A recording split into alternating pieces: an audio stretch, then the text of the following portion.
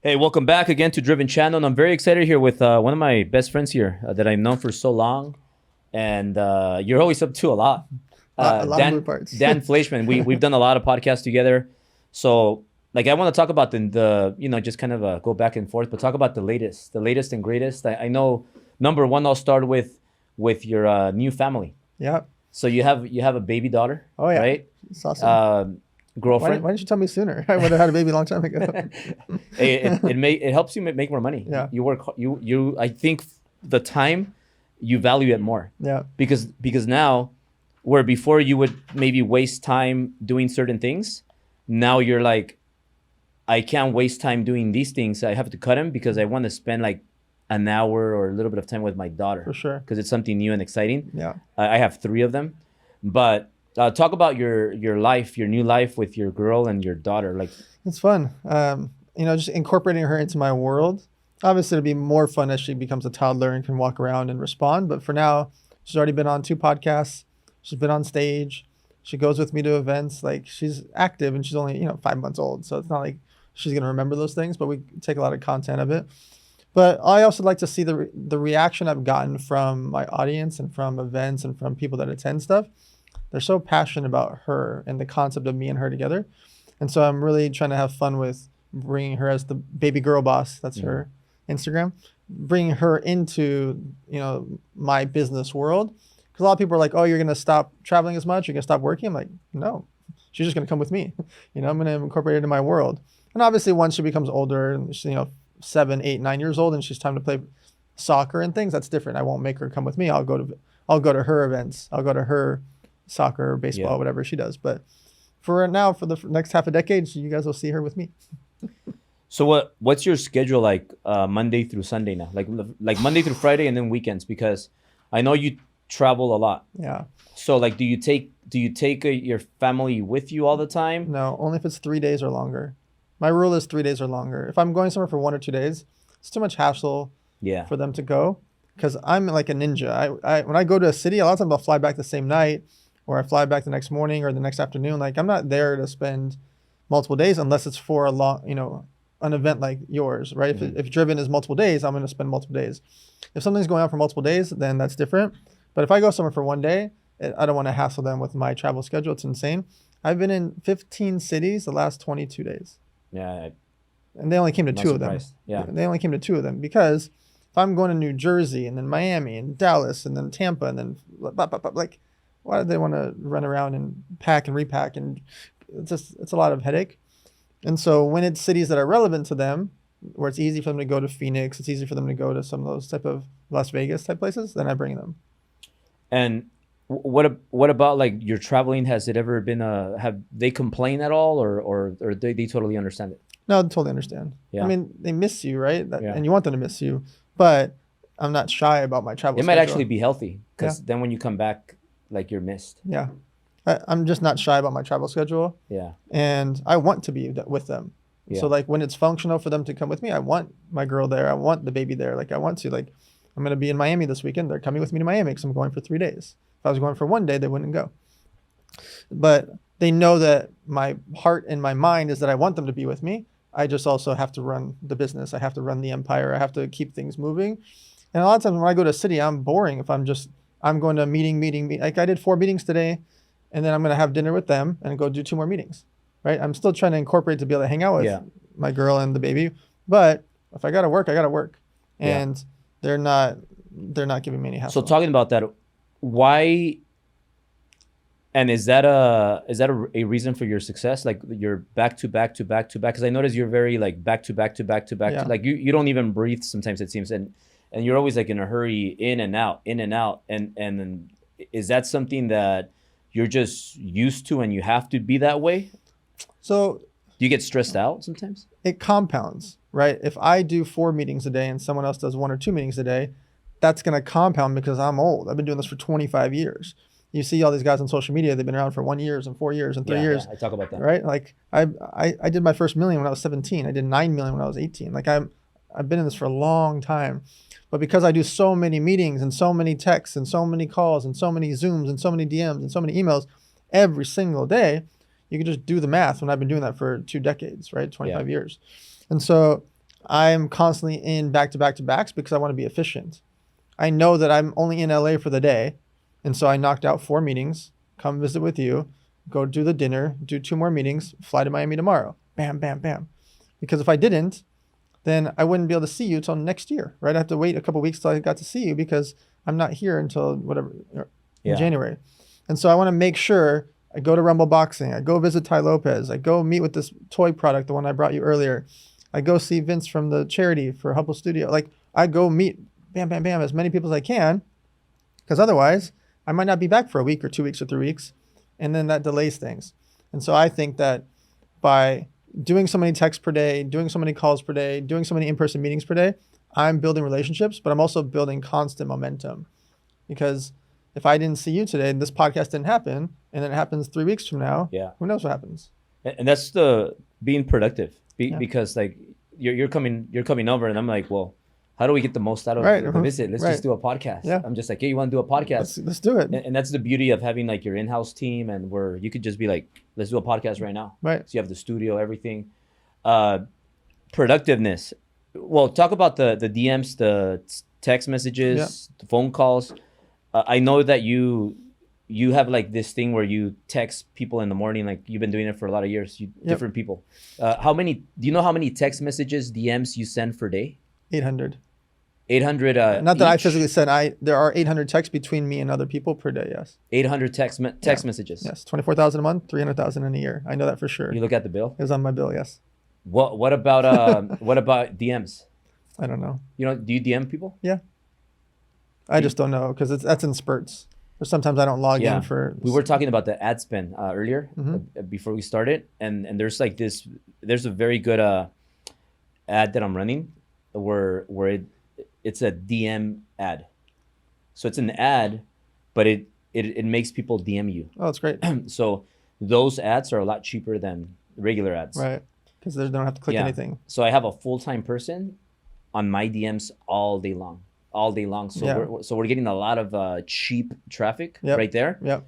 And then I also do the lives, as you know. But I was going crazy. I told you about it, like making sales, but only me.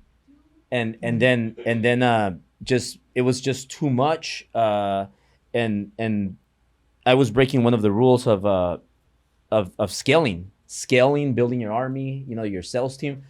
So sometimes I would do 4 or 5 hour lives. Wow. Yeah, like 5 1 hour lives. Like that's 5 hours, and then sure. I'm like, dude, I go to the gym. That takes about 2 hours. There's 7 hours gone right there. Then like how much time do I have left? Right. So now you got a real estate company, a mortgage company, like. So now what I did was something that you've been telling me for a long time: run ads, have salespeople. Yep. The thing is that it wasn't the time. Like I didn't have all the resources, I would say, because a lot of my resources are in the mortgage company, the real estate company, my time, escrow. I'm building other things. We have the events for the driven events. So long story short, I just said, hey, you know what? I gotta change something. So I went all in and I hired all these salespeople. Yep. And now we have like 30 salespeople in house, and they're dialing 3,000 numbers a day. Wow. A day, and we're spending a lot of money in ad spend. And that alone has been life changer for me. Sure. And now that's 1,000 people thinking about you too. Yeah. Every day. But then also I have 5 full-time videographers, so they're posting like 5, 6, 7 times a day on all my platforms. Wow. So and the content's getting better and better, and then the awareness with the ads, with just the combination of everything. Then my 30 salespeople, my driven closers, they're posting me on their page all day long. So it's like the number of times that people see me a day is a lot. And then I go live. I try to go live at least once a day for 1 hour. Nice. But now I'm there, and my sales team is on the lives, right? And they're like also attacking. Sure. So it's been a life changer for me. And you're the one that told me, hey, spend more money on that. So right now we're doing about 90 grand a month, $3,000 a day. Yep. And I know what the answer is going to be, but how much do you think I should spend on ad spend, or how much should people spend on ad spend? As much as physically possible, that you're above break even. If you even break even, by the way, you should still do it. And here's why. Let's say Albert goes from 90,000 to 200,000, but his return on ad spend goes way down. Yeah. that can happen. However, that means that millions more people saw Albert, and maybe they don't buy today, but they buy next week or next month. Right. Also, the people that do buy and you only break even, well, they might buy your masterminds, they might buy your one-on-one coaching, they might want to come work for you, they might post you. A lot of other stuff happens just by getting them in. So I spend, and I tell my guys, my ad spend guys, break my credit cards. I don't care.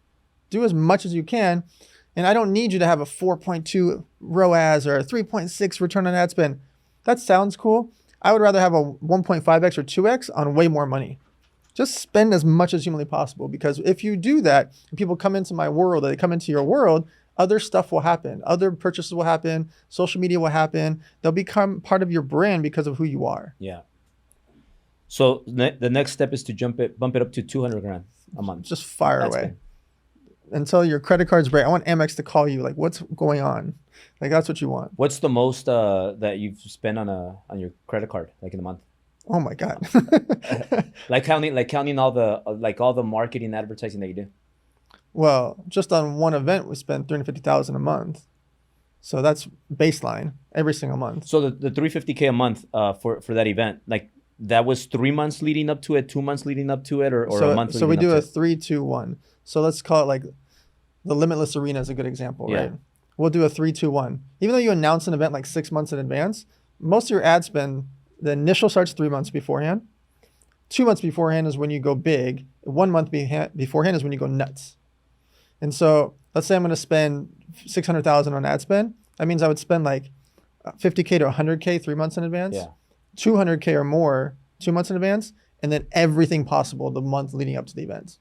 Because the initial one, a lot of people don't buy for an event 3 months in advance. Some people do, but not a lot. But I want them to see it. But 2 months beforehand, I want to spend a couple $100,000 to really like load up the room. Yeah. And then the month of, literally just take the gasoline and pour it everywhere. Like, so make that fire. Would you spend like $500,000? I would spend infinite to break even. Yeah. Like for Driven, because your events have thousands of people. So let me ask you this question. March, so Driven 9. Driven 9. The 9th year of doing the Driven events. Yeah. It's going to be the big event, the conference. So it's March 29. It's my birthday. That's my birthday. Yep. But it's going to be my birthday weekend. So one cool hack that I've been doing is telling like speakers, hey, it's my birthday. It's my birthday. For this sure. would be the best gift for me. Absolutely. Like, so they all say yes. Yep. Now I got a fun story for that. Now March 29. Yeah. The March 29th weekend, that's Driven 9. Mm-hmm. So we're having that at the Dodger Stadium and 15,000 people. 15,000? We have 3 months to do that. How do we do it? What would be what would be your blueprint on how to do it? Okay, first part of my blueprint is we have Daniel G, we have Mark Shapiro, we have who? No, Natasha Graciano. Mm-hmm. We have Glenn Stearns. Nice.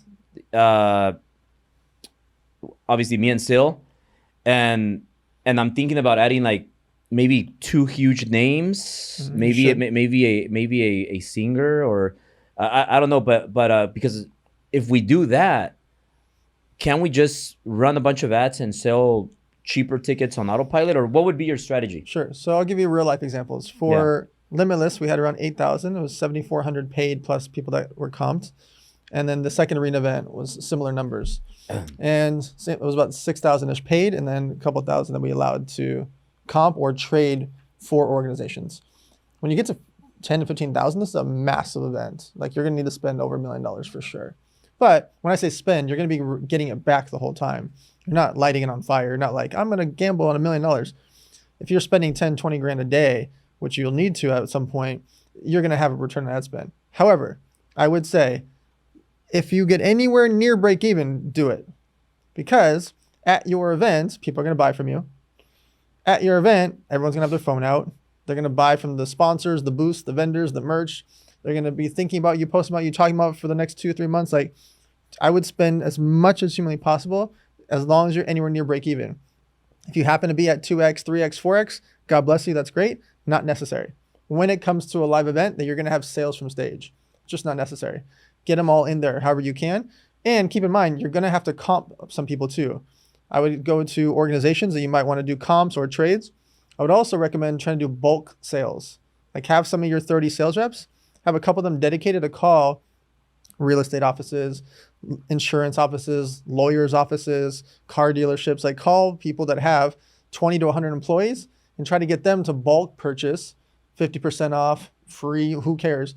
Getting that many people in the room. Because if you have 15,000 people, anywhere near that, right, in a room, right, in a stadium, and you have an offer for them, think about how low your conversion rate needs to be to make millions of dollars, right? And so I just think that what I would do is literally get multiple credit cards, because you're going to have to, one credit card is not going to handle it.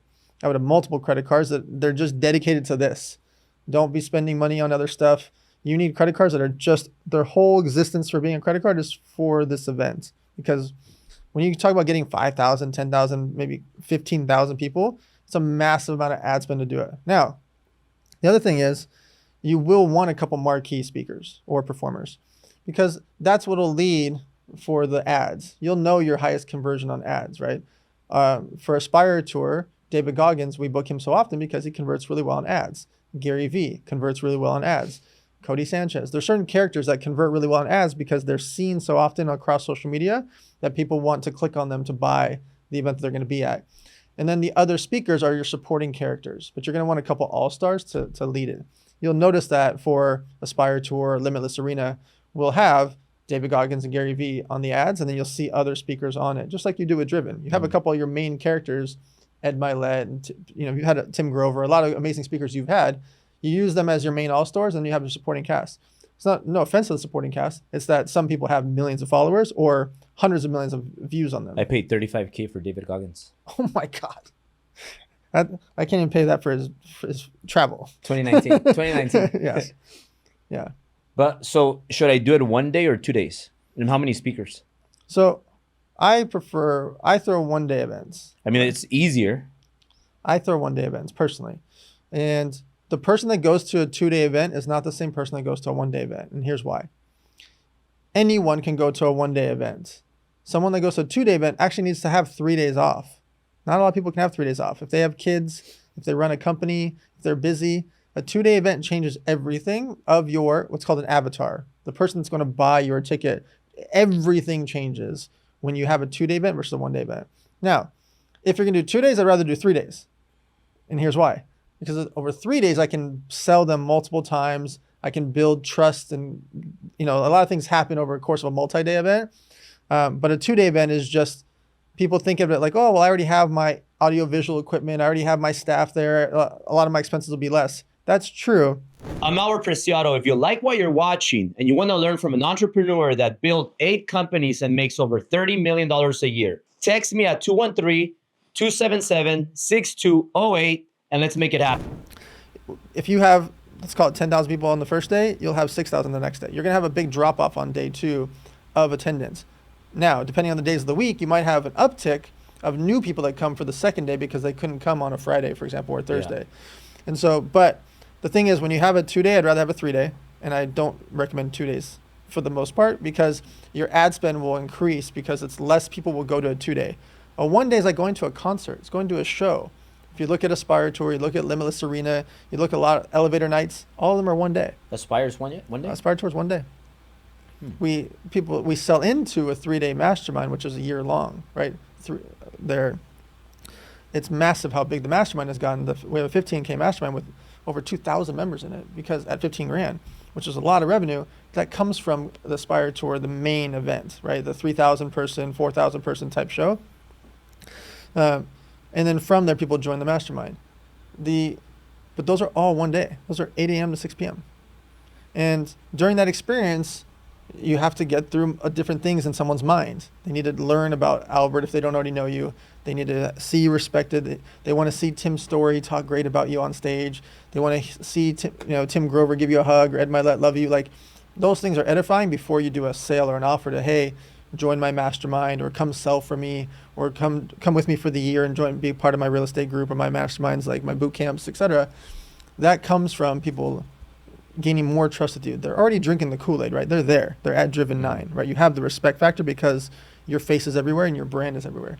But what I would say is, if you can do it in 1 day, I would do it. There's certain speakers that need longer periods of time. They need 30 to 45 minutes. But there's other speakers that can be 15 to 20 minutes that you can knock through, that they just want to speak there because it's you, or they want to speak there because it's freaking Dodger Stadium, you know? Yeah, and more people are now offering me money to speak. Of course. So they're like, hey, I'll pay you 50 grand. I'll Right. pay you more. Well, if you especially let for me this speak. one, especially at Dodgers Arena. I mean, that's Well, crazy. Obviously, you have to say no to a lot of people because you also want to All protect day the brand, long, right? yes. How do you go around that? So I'm very clear about it, because I get asked literally every day of my life for people to speak at my events. Yeah. And the hard part is a lot of them are my friends, or they're respected, or they are really good speakers. They're mutual friends of ours. Yeah. I just can't physically do it because I have such a short window of time. They look at it and they see 9 people to 11 people on the flyer. What people don't realize is, well, Andrew Cordell needs to speak for 90 minutes. Eddie Wilson needs 40 minutes. I only speak for 20 minutes at the events that I'm part of, at my own events, right? Limitless Arena and Aspire Tour. I only speak for 20 minutes at my own events because the time window we have is only 8 a.m. to 6 p.m. Keep in mind, we have to have a lunch. We have to have sales from stage. We have to have certain speakers that are part of our checklist that we have to have, that are, you know, the celebrities and athletes. So when you think about all that, out of the 9 to 11 speakers, I only have 0 to 2 spots, really. And out of the 0 to 2 spots, think about how many people are in line for that. So I'm just very straightforward about the fact that I just literally don't have the room or time. Yeah. There's dear friends of mine that I would love to speak at an event. I just physically don't have it. How? Yeah. Where? It's not possible. Now, talking about brand, the how powerful it is, because like it's changed my life, it's changed your life, and Ty Lopez, like he's a really close friend of yours, and we saw how he started with his Hollywood Hills house and his Lamborghini. Yep. And then he got a mansion over here on Rexford. Yep. And Right across the street now in Alpine. Yeah, and it was a pretty big house. Yeah, it was a pretty big house, yeah. and he blew up his brand. I think he was spending like $1 million a month at one point when he was there, and then he disappeared for a while, and now he came back, and now the house is, I don't know, like 3 times bigger than that one. Yeah. But it seems like he's doing the same thing all over again. Yeah. So can you talk about like what exactly is Ty Lopez doing then, Yeah. and how can everybody do the same thing? So Ty is the OG of social media marketing, right? Of building a personal brand. And he's been doing it since the beginning of time. Like, right, running the first Facebook ads when they were like 50 cents, you know, running the first social media. We were doing campaigns and car giveaways 8 years ago, 9 years ago, 10 years ago. So the concept of what he's doing is, and someone else could do it, is getting a home. You could do it with an office like you have here, or you could do it at your home, and hosting events. So he throws a mastermind one day and a party the second day.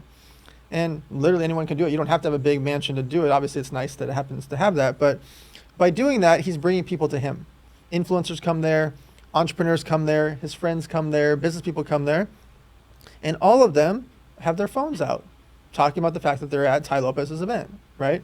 And that leads to sales. That leads to connections. That leads to relationships. That leads to podcasts. That leads to everything by bringing people to him. The reason I've thrown elevator nights 55 times is people come to me. The reason you throw Driven is people come to you. And people post about you, they pay it. Like, it's very powerful to bring people to you into your ecosystem, and then they're paying to talk about you, if you really think about it. Yeah. And in the meantime, they're networking, they're making relationships, they're doing deals, etc. That all stems back to you also. So if they become friends with someone, or they start dating someone, or they start working with someone, that they met them at your event, at Driven or at Ty's house. And so the power of it is, hosting events is powerful. It brings people together. They have their cell phones out. They're willing to spend money. It edifies you. It makes you stronger as a brand, and people trust in you. Yeah. Now the people that go to those parties at Ty Lopez's house, like how does he get all these famous people to show up there? I'm guessing for free. Yeah. And then all these people that go there, like who gets a free ticket? And who has to pay for it? Because like I know some people get a free ticket, but I know some people pay. Yeah. So for the business mastermind, for the business day, almost everyone pays outside of, you know, business friends like us. They need to pay because the rest of the room is paying, and it doesn't really do him much good for guests to come over to the paid business mastermind. Yeah. Now, obviously, Albert wants to come over. I'm going over. Like, we're not paying, obviously, but. And then together we have the 20 million mastermind, same concept. Our friends could come by, but everybody else is paying 20,000 to come. Is that yours and his? Yeah, 50-50. It's called 20 mil mastermind. Those type of events, some of our friends can come by, but really everyone pays 20 grand to be part of the year for that mastermind. Now the influencer party, all guys pay. Maybe a tiny amount out of friends might get in for free. And then the girls, some of them pay and the rest are coming in through modeling agencies, influencers. So like the hot chicks, they go in for free, right? For sure, yeah. And if they're like sevens, they have to pay. I don't do the scaling system for him, but mostly it's like if they don't know someone, then they're going to go buy a ticket. Yeah. If they DM him or his team, or they message through, the organization, then they will get comped. Yes. Yeah. Because it's good for his brand. They're going to post about it. That was going to get into that. So having like a bunch of hot chicks in your parties and events is important, right? Yeah, it works really well. Like I throw what's called the world's largest pizza festival, and I throw a birthday party every year. And at those events, I have 300 to 400 models and influencers there. Why? Well, I was married for 8 years. I'm not dating or hooking up with these girls. I want them there because they're posting about me. They're posting about my brand. Yeah. If I invested into the drink companies, my drinks are there. They're posting about that. If Everbowl's there, they're eating that. My brands and products are at my event. And so if you can have a couple hundred girls and influencers there, it works extremely well. And so it does well for Ty. I've done it every year for my birthday party. You've seen it. I do a nerd theme or a cowboy theme or a pizza festival, whatever. Yeah. And I invite hundreds of models to be there because my last birthday party was at Ty's house, actually. Yeah. I did a Hawaiian luau theme. But I was out of town. I had 650 people there, and 500 of them are girls, and they're all posting. And it's fantastic because everybody did I go to that one? Was I there? I went to one, but I think your birthday, I couldn't make it, but I went to the one before that. I don't know. Yeah, but so there's so many. So the only fangirls and the models, like does Ty have to pay for them to go there? No, or do you pay for them? They go there for free? Yeah, for sure. Because usually they have like their booking fee, don't they? So what do they get from being there? Exposure, meeting people. They want to be at parties. They want to meet rich guys. Yeah, they want to be at mansion parties. Yeah. Well, I mean, my party is like is there rich guys? Yes, but they also know there's gonna be hundreds of girls. It's gonna be a big ratio skewed towards models and influencers that'll be at the event, and some business people. People are going because of the venue or the performance or the brand. And so for my birthday, I put that together in 4 days. 650 people show up. Literally 4 days. I wasn't even sure if I was going to do it because I was busy and it was Labor Day weekend and blah, blah, blah. And I just hit up Ty. I'm like, hey, let's throw a birthday party. Yeah. But girls, influencers, business people all have their personal reasons of what makes them tick. Why do I want to go to this event? Is it the person that's throwing it? Is it the mansion? Is it the cool place to be? Is it somewhere I can make good content? Am I going to make good connections? Like there are different factors for that. But if you can hit multiple factors or all the factors, of course they're going to want to come. Yeah. And then let's say if you don't have a brand and you can't have like models come and celebrities, people like that, would you recommend somebody that's getting started? Maybe they do pay their booking fees and bring some models and also book a maybe start like a new celebrity that's not that expensive just to get more people in the room? It's a similar concept as throwing like a frat party or a sorority party, right? Or house parties back when we were 17 years old. If you can have someone perform there, everyone wants to be there. If you can have someone that's cool that's going to be there, other people want to be there. If you can get a brand or a clique or something, you can use them and leverage them to get people to want to come. Mm-hmm. And so you need something that people talk about, that they like, that they respect, or they're interested in. And so if you can book, you don't have to book a bunch of people. You can book one character. If you could book Tyga, everyone wants to go there. If you could book the new version of Tyga, like someone that's only 20 years old at your college, it'll be a fun party. And if maybe you only get 40 people for the first party, you'll get 200 the next time. Just doing it on a consistent basis and throwing like a monthly event or like every Sunday have a meetup, like those type of things work really well because the first time you do it's going to be hard, really hard. And that's okay. No one's judging that scenario. Now, once you throw it the first time and those 40 people show up, I promise you it'll be 200 next time. Yeah. Because those 40 are going to invite their friends. Everyone's going to post about it and talk about it and be like, oh, yeah, I saw them throw that party with that new rapper, that 20-year-old kid, and they'll want to go to it. How do you deal with, like crazy girls? Like, because you have your girlfriend and like, I have, my wife still. And does your girlfriend ever, like, or get jealous or do, because I'm sure girls try to talk to you and be flirty. Like how do you deal with all that stuff?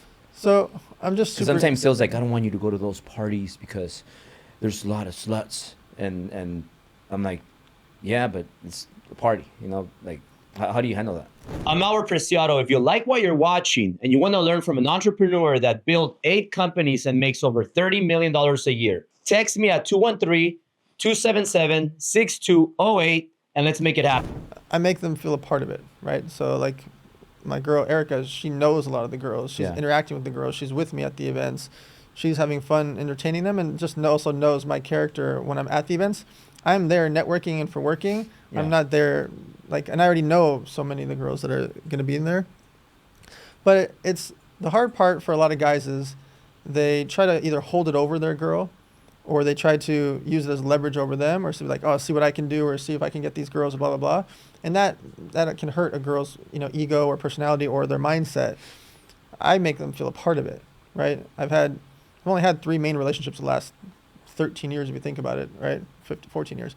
And in all those scenarios, I made them feel a part of my events, feel a part of my brand.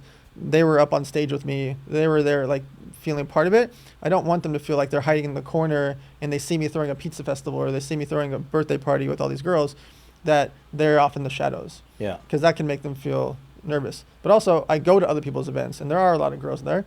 And the main trust factor is I'm there running my brand. I want to be at these events. I want those girls to post about me. I want them to post my products, my services, my energy drinks, my Everbowls, my sports card stores. I want girls and guys. I want them posting about me all the time. And so ultimately, just if you have a girlfriend or husband, boyfriend, whatever the thing is, making them feel a part of it, and don't hold it over them. So if you do that, you have no chance in a relationship. Plus, I feel like part of my brand, and that works really good, especially with anybody right now, is when you have a wife and kids, and you're showing your kids, family, and wife. Everybody's like, oh, that's the dream life, the happy wife, happy kids, happy business.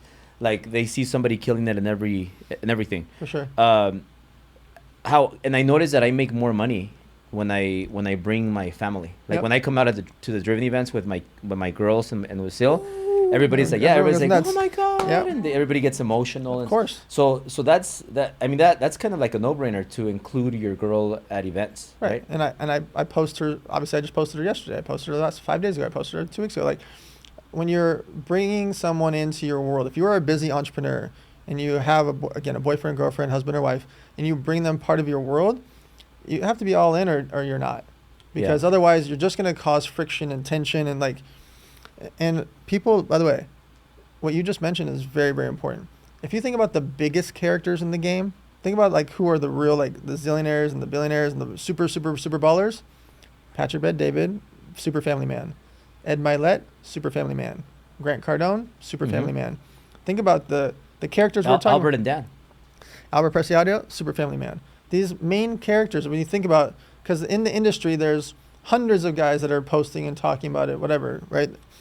But if you think about the ones that are the top of they're family men. Yeah. And so I think that's a big thing. And those are also the same guys I just mentioned, throw the biggest events, are part of the biggest brands, have the biggest podcasts. But you know what, those three men that you mentioned, including us, but those 3 men, they have something that there's a lot of people right now that are trying to do it. And what I mean by trying to do it, even though they're making big money and they have a huge brand, I say trying to do it because they've been successful and showing a flashy lifestyle for 3 years, maybe 4, maybe even 5. But these individuals like Patrick Bet-David, Ed Milet, and Grant Cardone, they've been around for over 10 years plus. Sure. Some of them 20 years. For sure. So they have the credibility, because when I learned this from John Maxwell, because I hired him as a mentor for leadership, and he always says and you could say it different ways, but a leader, a CEO, a boss, a mentor that has never been so let me repeat it. A CEO, a leader, a mentor that has never been tested cannot be trusted. Wow. So a lot of these people that have been around for 5 years or less, they haven't been tested. And these Ed Milet, Grant Cardone, Patrick Bet-David, they've been tested and they beat the test. Right. and you, as an entrepreneur, when you're married, you go through difficult times in business, in your relationship, you betrayals, just a lot of things happen in life, recessions, and I feel like those people are the ones that we should all follow and learn from, Yep. because they have the track record. Right. And even though people might talk shit about Dan Fleischman, Albert Preciado, Ty Lopez, or many of the other people, like, one thing you can't take away is that, hey, have we been through hard times? Yes. Are we still around and relevant? Mm-hmm. More than ever. Yep. So leading to the last thing right here before we wrap up is, Dan, are you, and I don't know if anybody has asked you this, but Dan, are you making more money right now than ever? And if so, is it a combination of a bunch of different businesses, staying super busy? Because you've been around, you made millions since you were like a teenager. Yep. But now with all your experience and just being, you're everywhere. Like, are you making more money than ever? And how does it feel? And what's your next move? Yep. Now, this last year in particular, I called it the year of scale. And so I've been making more than absolute ever. The overhead went up as well, but not in comparison to how much more the revenue was. The reason is I can see the matrix now.